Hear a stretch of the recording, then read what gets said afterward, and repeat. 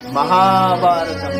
ఇక అంబ భీష్ముని దగ్గరకు వచ్చి నన్ను సాల్వుడు కాదన్నాడు, నన్ను నువ్వే గెలుచుకున్నావంట, ఇక నన్ను సాల్వుడు పెళ్లి చేసుకోని అన్నాడు, ఇప్పుడు నన్ను నువ్వే పెళ్లి చేసుకోవాలి అని అంటుంది. అప్పుడు భీష్ముడు నేను బ్రహ్మచర్య దీక్షలో ఉన్నాను, నా ప్రతిజ్ఞ ప్రకారం నేను నిన్ను పెళ్లి చేసుకోలేను అని అంటాడు. ఇది ఇట్లుండగా విచిత్ర వీరుడు నిరంతరం తన కామలీలల్లో మునిగిపోయి ప్రాణాలను కోల్పోతాడు. దీంతో సత్యవతి అపారణమైన చింతకు లోనైతుంది. మొత్తం బాధ. ఇక ఇద్దరు కొడుకులుంటే ఇద్దరు కొడుకులు చచ్చిపోయారు, ఎట్లుంటది దాని పరిస్థితి?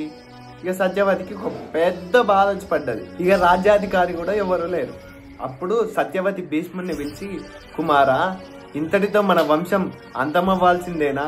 నీకు తెలియని ధర్మ రహస్యాలు లేవు, ధర్మాలు లేవు. ఇంతటితో మన వంశం అంతం కావద్దంటే నీకు తెలియని న్యాయము లేదు, నీకు తెలియని అధర్మము లేదు.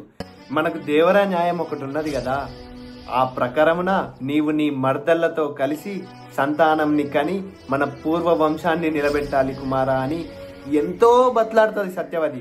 తన పూర్వ వంశం నిలబడాలంటే ఇప్పుడు మల్లా కుమారులు అవసరం. దానికి భీష్ముడు ఒప్పుకున్నాడా? కమెంట్ చేయండి. మహాభారతం.